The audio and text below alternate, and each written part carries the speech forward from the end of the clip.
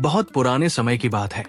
राजपूताना के एक शहर में एक राजा रहता था जो बहुत दयालु और न्यायप्रिय था। उसके राज में लोग बहुत खुश थे। शेर और बकरी एक साथ पानी पीते थे। हर तरफ शांति थी। राजा का एक ही बेटा था जिसका नाम राजकुमार था। वो बहुत समझदार, नेक और हर काम में माहिर था। पर बहुत ज्यादा लाड़ प्यार ने उसे जिद्दी बना दिया था। जिस चीज को पाने की ठान लेता उसे पाकर ही दम लेता। एक दिन राजकुमार शिकार से लौट रहा था।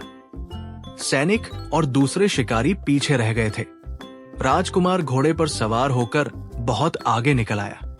उसे बहुत प्यास लगी थी। उसने चारों तरफ देखा तो पता चला कि ये धोबियों का मोहल्ला था। हर जगह कपड़े धोए और सुखाए जा रहे थे। अचानक राजकुमार की नजर एक घर पर पड़ी। छत पर एक लड़की अपने बाल सुखा रही थी। राजकुमार उसे देखता ही रह गया। उसने इतनी खूबसूरत लड़की पहले कभी नहीं देखी थी। ऐसा लग रहा था मानो उसके काले लंबे बालों के बीच चांद जैसा चेहरा चमक रहा हो। लड़की की नजर भी राजकुमार पर पड़ी और वो तुरंत दुपट्टे से खुद को ढककर नीचे उतर गई। राजकुमार जैसे होश में आया, इतने में उसके साथी और नौकर भी वहां आ गए और राजकुमार को मजबूरन महल वापस आना पड़ा। उसकी आंखों से वो सुंदर सूरत हट नहीं रही थी। उसने अपने खास नौकरों को भेजकर पता करवाया तो मालूम हुआ कि वो एक धोबी का घर था और वो धोबी की लड़की थी। राजकुमार जिद और गुस्से से बिस्तर पर पड़ गया कि वो उसी लड़की से शादी करेगा वरना अपनी जान दे देगा। 3 हफ्ते बीत गए। राजा को ये बात पता चली तो वो सोच में पड़ गया। वो राजकुमार की जिद से वाकिफ था। उसने गांव के मुखिया को बुलाकर सलाह ली। मुखिया बहुत अक्लमंद, वफादार और अनुभवी आदमी था। उसने सलाह दी, इस समय उसे रोकना ठीक नहीं। आप राजकुमार को मनमानी करने दीजिए। जवानी की जिद है। 2 दिन धोबी की बेटी के साथ रहेंगे तो अक्ल ठिकाने आ जाएगी। फिर आप शौक से किसी राजकुमारी से शादी करवाइएगा। वैसे भी राजाओं की तो कई रानियां होती हैं। ये भी एक कोने में पड़ी रहेगी। राजा को ये बात समझ आ गई। उसने राजकुमार को बुलाया और कहा, हम तुम्हारी जिद और इच्छा को देखते हुए तुम्हें इजाजत देते हैं। तुम उस लड़की से शादी कर सकते हो। राजा ने धोबी और उसकी पत्नी को बुलवाया। वे डरते कांपते आए। सोच रहे थे कि न जाने क्या गलती हो गई है कि राजकुमार ने उन्हें बुलाया है। राजकुमार ने उनसे कहा, हम तुम्हारी बेटी से शादी करना चाहते हैं, तुरंत तैयारी करो। राजकुमार ने सोचा था कि धोबी और धोबिन खुशी से समा नहीं पाएंगे और राजकुमार के पैर पकड़ लेंगे कि उन्होंने उन्हें इतना सम्मान दिया, पर ऐसा कुछ नहीं हुआ। इसके बजाय वे दोनों सोच में पड़ गए। फिर बोले, राजकुमार, ये तो हमारी खुशनसीबी है कि आपने ऐसा इरादा किया, लेकिन हम अपनी बेटी से पूछकर जवाब देंगे। राजकुमार ने यह सुना तो उसे बड़ा गुस्सा आया कि एक तो वो इस धोबी का सम्मान कर रहा है, इस गरीब की बेटी से शादी कर रहा है, और ये उसके राज्य का मामूली धोबी कह रहा है कि बेटी से पूछकर बताएगा। लेकिन उसके दिल का मामला था, उसे उस लड़की से प्यार हो गया था, इसलिए धोबी की बात बर्दाश्त कर गया। उसने धोबी से साफ कह दिया, हमें इनकार सुनने की आदत नहीं है। इनकार करने पर मैं तुम्हारे पूरे खानदान को जेल में डाल दूंगा। वे दोनों धोबी और उसकी पत्नी जैसे डरते कांपते आए थे, वैसे ही चले गए। घर पहुंचकर उन्होंने अपनी लड़की से कहा, राजकुमार तुमसे शादी करना चाहते हैं। अगर तुमने मना किया तो हम जान से हाथ धो बैठेंगे। लड़की कहने लगी, ठीक है, मैं राजी हूं, लेकिन राजकुमार से कहिएगा कि मेरी 4 शर्तें हैं। खुद आकर सुन ले। अगर मंजूर हो तो बारात लेकर आ जाए। अगले दिन धोबी राजकुमार के महल गया और लड़की का संदेश पहुंचा दिया। उसके मन में डर था कि कहीं राजकुमार गुस्से में आकर उसका सिर धड़ से अलग न कर दे। धोबी की बेटी और इतनी हिम्मत कि राजकुमार के सामने शर्तें रखे। राजकुमार पहले तो ये सुनकर बहुत गुस्साया। उसका दिल चाहा कि तलवार से धोबी को खत्म कर दे, लेकिन फिर एक तो उसे प्यार था, दूसरा उसे जिज्ञासा हुई कि देखें ये धोबी की लड़की क्या क्या शर्तें रखती है। राजकुमार उसी वक्त धोबी के साथ उसके घर पहुंचा। 2 कमरों का मकान था। नीचे धोबी और उसकी माँ और पत्नी रहते थे और ऊपर की मंजिल पर लड़की रहती थी। राजकुमार पहुंचे तो नीचे कमरे में एक तरफ पर्दा डालकर लड़की बैठ गई और कहने लगी, मेरी चारों शर्तें अगर आपको मंजूर है तो मैं आपसे शादी करने को तैयार हूं। पहली शर्त यह है कि मैं आपके महल में रात नहीं गुजारूंगी। सुबह जाऊंगी और शाम को वापस अपने घर आ जाया करूंगी। राजकुमार ने सोचा, ये क्या बात हुई, ये कैसी अजीब शर्त है। लेकिन फिर ख्याल आया कि ये सब कहने की बातें हैं। एक बार शादी हो गई तो महल छोड़कर झोपड़ी में वापस कौन आता है। राजकुमार कहने लगा, मंजूर है, तुम दूसरी शर्त बताओ। लड़की ने कहा, दूसरी शर्त ये कि आप मुझे छूने या बात करने की कोशिश नहीं करेंगे। राजकुमार को यह सुनकर हंसी आ गई। शादी है कि मजाक है। उसने सोचा, सब कुछ हो जाए, बाद में देख लूंगा। कहने लगा, चलो ये भी मंजूर है। लड़की ने कहा, मैं आपके महल का पानी तक नहीं पीऊंगी। राजकुमार ने सोचा, ये भी बकवास है। जब दिन भर रहेगी तो कैसे मुमकिन है कि खाए और न पिए। उसने जवाब दिया, मुझे ये भी मंजूर है। लड़की फिर कहने लगी, मेरी चौथी, अगर आपने उंगली उंगली से भी छूने की कोशिश की तो हमारा रिश्ता खत्म, फिर मैं कभी वापस नहीं आऊंगी। राजकुमार ने सोचा, ये बड़ी अजीब लड़की है, कैसी बदतमीज है। एक बार शादी हो जाए तो सारी शर्तें धरी की धरी रह जाएंगी। उसने कहा, मुझे तुम्हारी सारी शर्तें मंजूर हैं। लड़की ने कहा, अगर आपको शर्तें मंजूर हैं तो फिर आप बारात ले आइए। लड़की नहीं चाहती थी कि उसकी वजह से धोबी किसी मुसीबत में पड़े। राजकुमार 2-4 दोस्तों को साथ लेकर उसे बहाने चला गया और फेरे पड़वा कर दुल्हन को महल में ले आया। बहू ने साड़ी पहन रखी थी और बड़ा सा घूंघट निकाल रखा था, जिसमें उसका चेहरा पूरी तरह छुप गया। पता ही नहीं चल रहा था कि नई बहू बनकर महल में आई है। राजा रानी तो वैसे भी शामिल नहीं हुए थे। बस एक राजकुमार की खास दासी थी। वही हाथ बांधे खड़ी रही कि कोई हुक्म हो तो पूरा कर दे। शाम हुई तो दासी ने आकर बताया कि गाड़ी लग गई है। बहू उठी और सीधी गाड़ी में जाकर बैठ गई। अगले दिन सुबह उन्हीं कपड़ों में इसी तरह लिपटी हुई आई और उसी कुर्सी पर बैठ गई। दिन भर न कुछ खाया, न पिया, न हिली जुली, पत्थर की मूर्ति की तरह बैठी रही और शाम को वापस चली गई। 1 दिन, 2 दिन, 3 दिन, पूरे 6 महीने हो गए। उसके रोज के काम में कोई फर्क नहीं आया। जैसा राजकुमार ने सोचा था ऐसा कुछ भी नहीं हुआ और राजकुमार अपनी शर्तों से बंधा हुआ था। जिस चेहरे को देखकर उसने अपनी नींद और चैन त्याग दिया था, उस चेहरे की एक झलक तक देखने को नहीं मिली। दरबार में लोग अलग अलग बातें बनाने लगे। राजा रानी सब परेशान हो गए। एक दिन उसने धोबी को बुलाया और कहा, तुम अपनी बेटी को समझाते क्यों नहीं? अब वो हमारी रानी है, उसे महल में रहना चाहिए। इस तरह रोज रात को चले जाना अच्छा नहीं लगता। लोग बातें बनाते हैं। धोबी हाथ जोड़कर बोला, राजकुमारी की जय हो। सच बात यह है कि वो हमारी बेटी है ही नहीं। एक दिन हमारे घर पर आई और बोली, इस दुनिया में मेरा कोई नहीं, मुझे अपनी बेटी बनाकर अपने घर में रख लो। हमारी कोई औलाद नहीं थी। मेरी पत्नी को उसकी सुंदर सूरत भा गई। हमने उसे घर में रखा, हमारे घर में ऊपर रहने लगी। हमसे उसने उसके बाद कोई वास्ता ही नहीं रखा। कहाँ खाती पीती है, क्या करती है, हम कुछ नहीं जानते। कभी कभी मेरी पत्नी के पास आकर बैठ जाती है, उसे माँ कहती है। वो बेचारी इसी में खुश रहती है।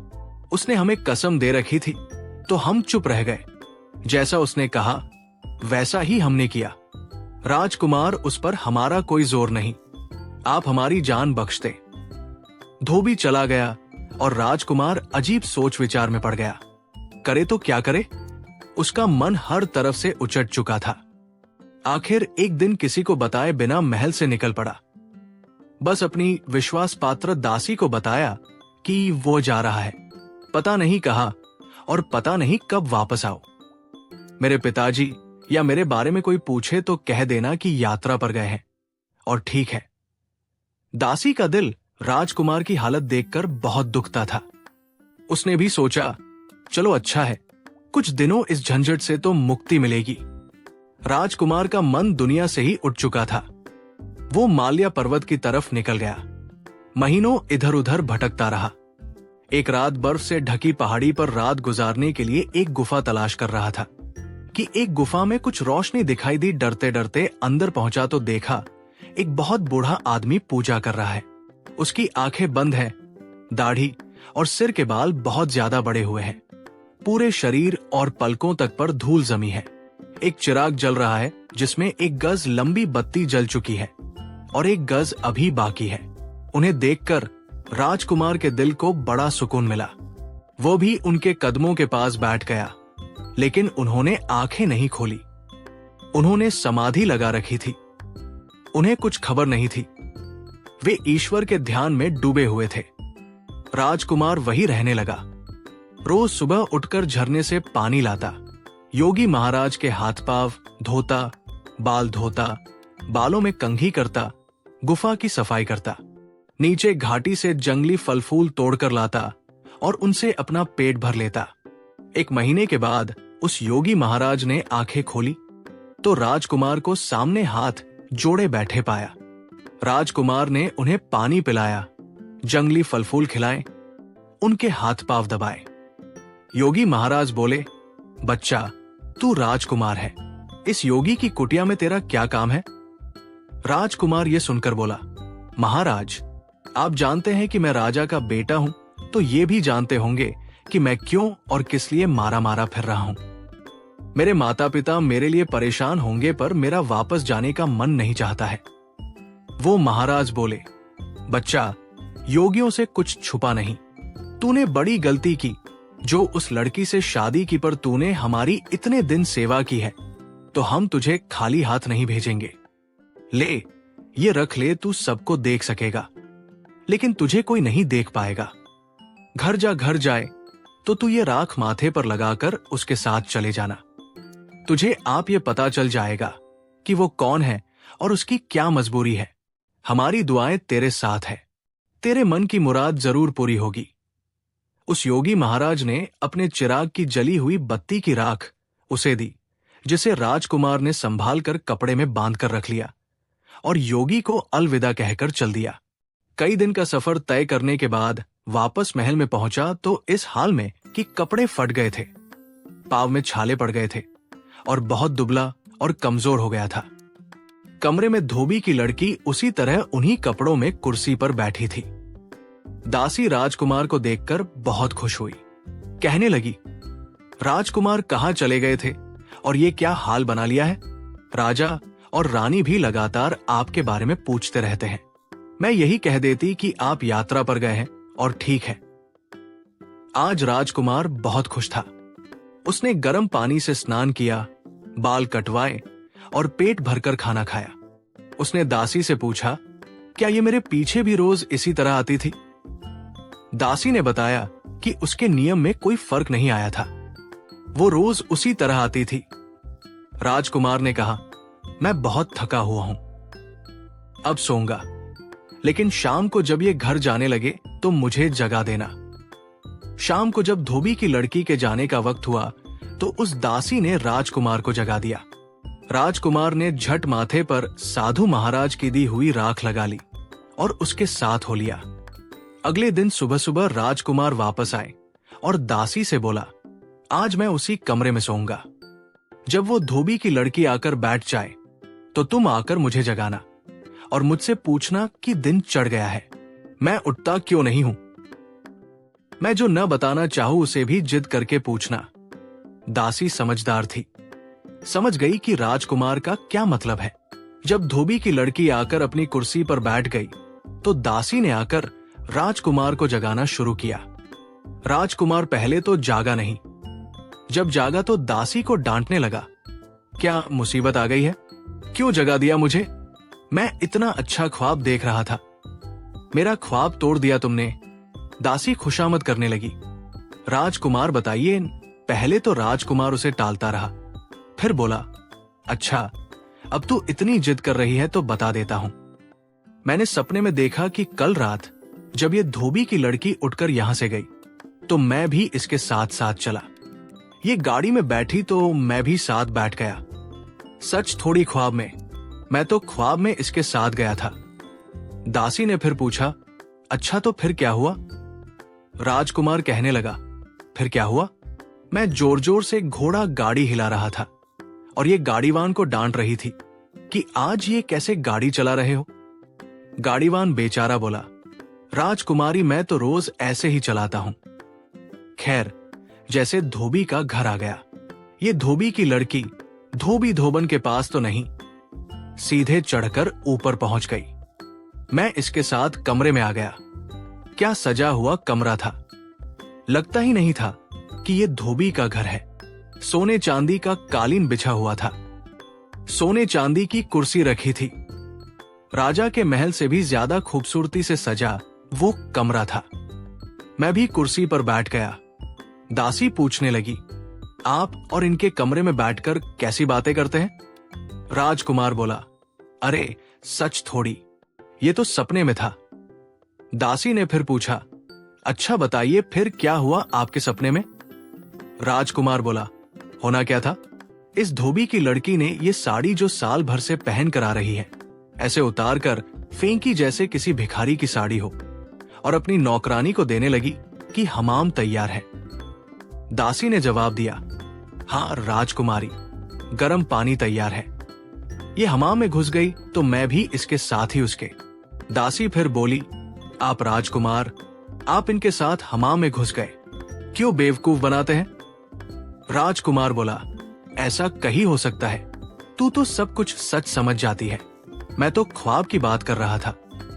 चल अब नहीं सुनाता तुझे ख्वाब। राजकुमार रोकने लगा तो दासी ने कान पकड़े और बोली, राजकुमार सुनाइए। अब नहीं बोलूंगी बीच में, राजकुमार ने कहना शुरू किया। बस फिर क्या था, इसने नहाना शुरू किया। मैंने सोचा चलो बहुत दिन से अच्छा स्नान नहीं किया, मैं भी नहा लूं। ये एक कटोरा भरकर पानी डालती, मैं 4 कटोरे डाल लेता। इसके शरीर का साबुन भी नहीं छूटा था कि पानी खत्म हो गया। इसने अपनी नौकरानी को आवाज लगाई, आज पानी इतना कम क्यों रखा है? नौकरानी ने कहा, राजकुमारी मैंने उतना ही पानी रखा है जितना रोज रखती हूं, कम हो तो आप और ले लीजिए। वो एक और बाल्टी ले आई, वो भी मैंने खत्म कर डाली। फिर तीसरी बार इसने पानी मंगवाया। जैसे तैसे ये हमाम से निकली। इसी समय नौकरानी को आवाज लगाई, तुरंत खाना लगाओ, बहुत भूख लगी है। सारा दिन भूखा प्यासा बैठना पड़ता है। नौकरानी छत पर गई और आसमान की तरफ हाथ करके खड़ी हो गई। आसमान से एक थाल उतरा जिसमें सोने चांदी के बर्तनों में दुनिया भर के मजेदार पकवान रखे थे। नौकरानी ने अपने लिए थोड़ा खाना निकाला और बाकी थाल लाकर इसके सामने रख दिया। मैंने सोचा लाओ आज मैं भी इसके साथ खाना खा लूं। कितने दिनों से जंगल जंगल घूमते अच्छा खाना नहीं मिला था। ऐसा मजेदार खाना कि क्या बताओ। एक निवाला ये खाती और 4 निवाले में खा जाता। इसका पेट भी नहीं भरा और खाना खत्म हो गया। इसने फिर नौकरानी को डांट पिलाई कि दासी क्या बात है, आज तो कर क्या रही है, इतना सारा खाना रखा है, मैं भूखी रह गई। नौकरानी बेचारी हैरान थी, बोली, राजकुमारी मैंने उतना ही खाना आपके लिए निकाला था जितना रोज निकालती हूं, लीजिए आप मेरे हिस्से का भी ले ले। लेकिन आज कुछ गड़बड़ जरूर लगती है, क्या राजकुमार ने आपसे बातचीत तो नहीं की? इस पर यह धोबी की लड़की अपनी नौकरानी को डांटने लगी कि तेरी हिम्मत कैसे हुई ऐसी बात कहने की, वो तो मुझे कभी छू भी नहीं सकता। सुनो, तूने इस धोबी की लड़की ने मेरे बारे में ऐसा कहा, मुझे भी गुस्सा आ गया। बाकी खाना भी ये थोड़ा सा ही खा पाई और मैं सब खा गया। ये भूखी रह गई, लेकिन मन ही मन हैरान हो रही थी कि मामला क्या है। फिर आसमान से इसके लिए कपड़े आए। इसने कपड़े बदले। नौकरानी ने इसका मेकअप किया, बाल बाल मोती गूंथे। बस क्या था, क्या बताओ क्या लग रही थी। ये धोबी की लड़की जो यहां इस गंदी मैली साड़ी में आकर बैठ जाती है, सवर कर ये आकर छत पर खड़ी हो गई। रात के करीब आसमान से तख्ता कर उड़ने वाला सिंहासन उतरा और ये उस पर बैठ गई। मैंने सोचा ये तो कुछ भी नहीं हुआ। मैं भी तख्त का पाया पकड़कर लटक गया। इतना कहकर राजकुमार रुक गया। दासी ने इशारा किया कि धोबी की लड़की ने थोड़ा सा मुंह उनकी तरफ फेर लिया। दासी पूछने लगी, राजकुमार फिर क्या हुआ? राजकुमार बोला, बस ख्वाब खत्म हो गया। दासी जिद करने लगी, राजकुमार सुनाइए, ऐसा अधूरा ख्वाब थोड़ी हो सकता है, बताइए फिर क्या हुआ? राजकुमार पहले तो टालमटोल करता रहा, फिर बोला, फिर वो तख्त ऊपर ही ऊपर उठता हुआ चांद तारों से भी ऊपर उड़ते उड़ते परियों की दुनिया में पहुंच गया। वहां राजा इंद्र की दरबार सजी हुई थी। एक से बढ़कर एक खूबसूरत परिया बैठी थी। ये पहुंची तो सब ने उठकर जैसे ये कही कि राजकुमारी हो। ये धोबी की लड़की, वहां परियों की रानी। सबसे आखिर में इसके नाचने की बारी आई। ये नाचने खड़ी हुई तो मैंने सोचा अगर आज मैंने इसके नाच पर थाप नहीं दी तो कुछ नहीं किया। मैंने तबला वादक से कहा, लाओ भैया, तुम थक गए होंगे, थोड़ा आराम कर लो, मैं तबला बजाता हूं। तबला बजाने वाले बेचारे को कोई नजर नहीं आया, लेकिन वो वाकई थक गया था। तबला छोड़कर बैठकर घूमने लगा। मैंने वो तबला बजाया और मेरी थाप पर ये ऐसा नाची कि समा बंध गया। राजा इंद्र ने खुश होकर अपना रेशमी रुमाल इसे इनाम में दिया। इसने झुककर रुमाल लिया, सबको दिखाया और तबला बजाने वाले की तरफ चल दिया। मैंने जल्दी से लेकर जेब में रख लिया। इतना कहकर राजकुमार रुका। धोबी की लड़की अब पूरी तरह उसकी तरफ घूम चुकी थी। राजकुमार जी, हम भी तो देखे वो रुमाल कैसा है। राजकुमार बोला, ये तो ख्वाब था, ख्वाब की चीज भी कहीं दिखाई जा सकती है। लेकिन दासी ने जबरदस्ती राजकुमार के जेब से हाथ डालकर एक रेशमी रुमाल निकाला। कहीं यही तो रुमाल नहीं है? राजकुमार बनावटी गुस्से से बोला, तू बहुत जिद्दी है, मानती नहीं ना? हाँ, यही तो था, पता नहीं मेरी जेब में कहां से आ गया। धोबी की लड़की का दुपट्टा छोटा हो गया। वो पूरी तरह उनकी तरफ मुड़ चुकी थी। दासी ने फिर से कहा, सुनाइए राजकुमार, फिर क्या हुआ? राजकुमार कहने लगा, होना क्या था? राजा इंद्र ने इससे दोबारा नाच करने की फरमाइश की। मैंने फिर ढोल संभाला। जितना अच्छा मैंने ढोल बजाया, ये उतना ही अच्छा नाचती रही। राजा इंद्र ने खुश होकर अपनी अंगूठी इनाम में दी। इसने झुककर उनके पांव छुए, सबको अंगूठी दिखाई और फिर तबला बजाने वाले के पास डाल दी। वो भी मैंने उठाकर जेब में रख ली। फिर जिद करने लगी, दिखाइए राजकुमार, हमें भी दिखाइए, वो कैसी अंगूठी थी। राजकुमार, दासी तो बेवकूफ है। अब एक चीज सही हो गई तो इत्तेफाक से इसका ये मतलब नहीं कि सब बातें निकल ही ली और पूछने लगी, राजकुमार क्या यही अंगूठी है? राजकुमार बोला, अरे हाँ, यही तो थी, लेकिन मेरी जेब में कहां से आ गई? दासी ने इशारा किया। धोबिन की लड़की का घूंघट ऊपर उठ चुका था, लेकिन राजकुमार और दासी ऐसे दिखा रहे थे जैसे उन्होंने देखा ही नहीं। दासी ने पूछा, फिर क्या हुआ राजकुमार? राजकुमार, मैंने भी ऐसा तबला बजाया कि जान लड़ा दी, और ये भी ऐसा नाची कि जिसका जवाब पूरे परियों की दुनिया में नहीं था। नाच खत्म हुआ तो राजा इंद्र उठ खड़े। राजा इंद्र दरबार से उठकर गए और ये भी भागकर उड़ान खटोली पर बैठी। जल्दी में अपना ही इनाम तबला बजाने वाले से नहीं सोचा होगा कि कल ले लेगी। इसे क्या पता था कि वो सब तो मेरे पास था। इसका तख्त उड़ा और मैं फिर इसके पंख से लटक कर नीचे आ गया। बस यही तक देखा था कि तूने आकर जगा दिया। दासी कहने लगी, राजकुमार, अब वो हार भी दिखाइए। राजकुमार ने कहा, अरे दासी, वो ख्वाब था, हार मेरे पास कहां से आया? लेकिन दासी नहीं मानी और राजकुमार की दूसरी जेब से मोतियों का हार निकालते हुए पूछा, क्या यही हार था? अब तो धोबी की लड़की कुर्सी से उठकर राजकुमार के पास आ गई और बोली, राजकुमार, अब तो आप जान ही गए होंगे कि मैं धोबी की लड़की नहीं हूं, मैं परियों की दुनिया की एक परी हूं। अब मेरी कहानी भी सुन लीजिए। परियों की दुनिया में मुझसे ज्यादा अच्छी नाचने वाली और कोई नहीं थी। राजा इंद्र रोज मेरा नाच देखकर ही दरबार करते थे। एक रात मेरी तबीयत खराब थी, सिर में बहुत दर्द था। दरबार से बुलावा आया तो मैंने मना कर दिया, लेकिन राजा को मेरे बिना चैन कहा। दोबारा बुलावा आया तो मुझे गुस्सा आ गया। मैंने कह दिया, राजा से कहना इस नाम की भी कोई चीज है उनके पास या नहीं। यहां मैं दर्द से तड़प रही हूं और उनको अपने नाच की पड़ी है। संदेश लाने वाले ने जाकर उसी तरह राजा से कहा। राजा इंद्र तो गुस्से में आग बबूला हो गए। तुरंत मुझे बुलाया। मैं डरती कांपती पहुंची तो उन्होंने कहा, बड़ा नखरा हो गया है तुझे अपने आप पर। जा, मैं तुझे बद्दुआ देता हूं। तुझे साल भर धरती पर लड़की बनकर रहना पड़ेगा और अपनी पहचान छुपानी होगी। अगर किसी को पता चल गया कि तू परी है या किसी मर्द ने तुझे छू लिया तो कभी परियों की दुनिया में वापस नहीं आ सकेगी। मैं बहुत रोई, गिड़गिड़ाई, माफी मांगी। राजा ने कहा, मैं अपनी बद्दुआ वापस तो नहीं ले सकता।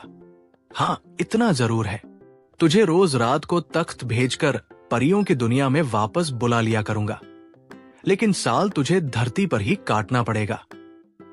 मेरे पंख नोच लिए गए और मुझे धरती पर फेंक दिया गया। मेरे साथ मेरी दासी को भी धरती पर आना पड़ा। मैंने अपने लिए धोबी का घर पसंद किया और धोबी की लड़की बनकर रहने लगी ताकि किसी को मुझ पर शक न हो। लेकिन मेरी किस्मत में आपकी सेवा करना लिखा था। कल मेरी सजा का 1 साल पूरा होने वाला था। मुझे मेरे पंख वापस मिल जाते और मैं वापस परियों की दुनिया में चली जाती। आपको मेरी असलियत कभी पता न चलती। आप यही समझते कि मैंने बेवफाई की और भाग गई, लेकिन सब खत्म हो गया। अब आप ही मेरे मालिक हैं और मैं आपकी नौकरानी। राजकुमार ने उस लड़की की ये हैरान कर देने वाली कहानी सुनी और फिर अपनी दुल्हन को लेकर राजा और रानी के पास गया और सारी कहानी सुनाई। राजा को जब पता चला कि उनकी बहू धोबी की लड़की नहीं बल्कि इंद्रलोक की अप्सरा है, तो उनकी खुशी का कोई ठिकाना नहीं रहा। उन्होंने धूमधाम से बेटे की शादी फिर से की और खूब खुशियां मनाई।